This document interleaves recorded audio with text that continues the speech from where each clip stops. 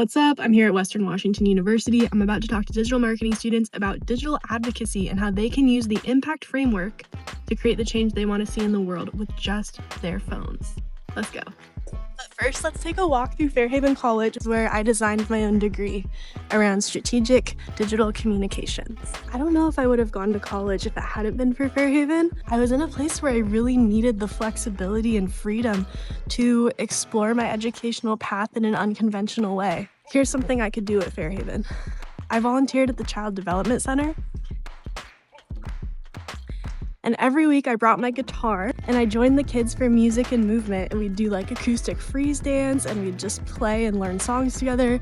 It was so much fun, and that tied into my education at the time because I was studying creativity and the transformative arts. So creative expression as personal alchemy, and that's something I've always believed in. I was actually originally going here because I wanted to design after-school programs for kids to essentially metabolize stress. I was inspired by research on ACEs, or Adverse Childhood Experiences, by Dr. Nadine Burke-Harris, and my own experiences in the American mental health system. And I thought that I could build a community model of care that we hadn't seen before that would have helped kids like me. My path changed quite a bit because I was in college during the pandemic, and I did a year of Zoom school, during which I think my brain melted a little. So I felt that, and I was like, I need to take a break. And at that time, I'd started building a TikTok channel where I was telling stories from my time in the American mental health system, also known as the troubled teen industry. My channel took off in a way I didn't expect, and in about a month, I gained 100,000 followers, which only kept growing.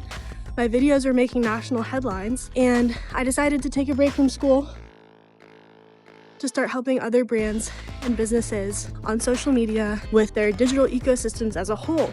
Through the process of starting this after-school program that never actually launched because everything locked down, I learned how to design websites. One thing I love about this campus is how beautiful it is. Look at that. 7 miles of trails on this campus. This arboretum, I used to spend every day up there. When I took a break from school, I started freelancing. I hired someone working with local restaurants, realtors, other types of personal brands, doing photography, social media, websites, strategic communications. Eventually started working with a local agency. First as a social media specialist. I still remember my first week there, we were working with these coaching clients, and I helped them make some thought leadership content that went viral immediately. And I also started booking world-class whiskey blender on podcasts. And those were wins right off the bat that just made me feel like I was good at this whole communication thing. Eventually, my role at the agency went from social media management to managing director. I took the systems and made sure they worked. As a result of that, agency revenue, our team was recognized in some local awards.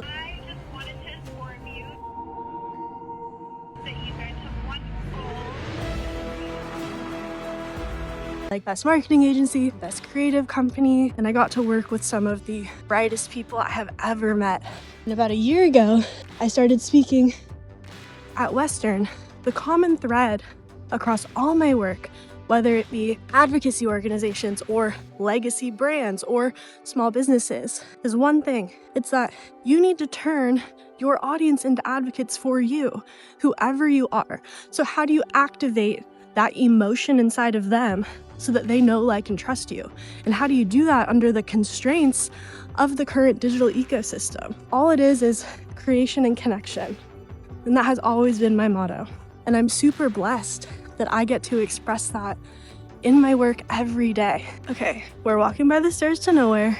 So a little bit more about my Fairhaven degree. Once I came back to finish my degree, it was my last quarter at Western. I was designing my major and also minoring in French.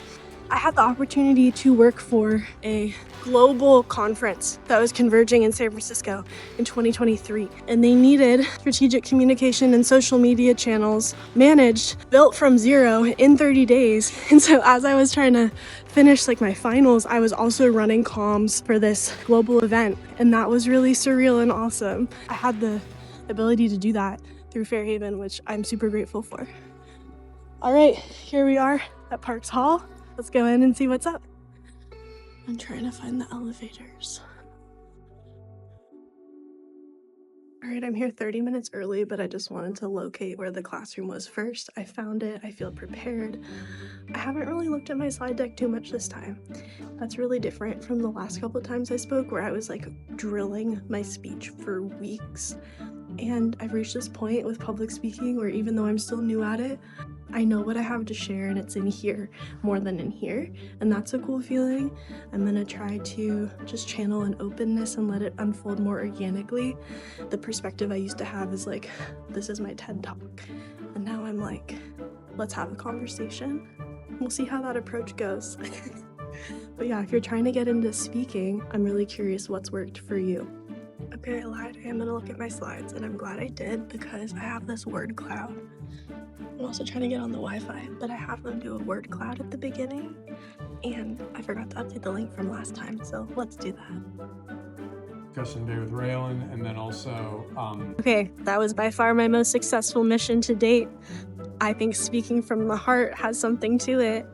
I heard the professor refer to my interest as really being digital anthropology. I shared how I run different burner TikTok channels and how I test AI avatars against my face and how my face actually performs better. And one girl said that gave her a lot of hope because she was feeling despair about the state of AI content. The thread of what interests me in the digital world is actually the humanness of it all.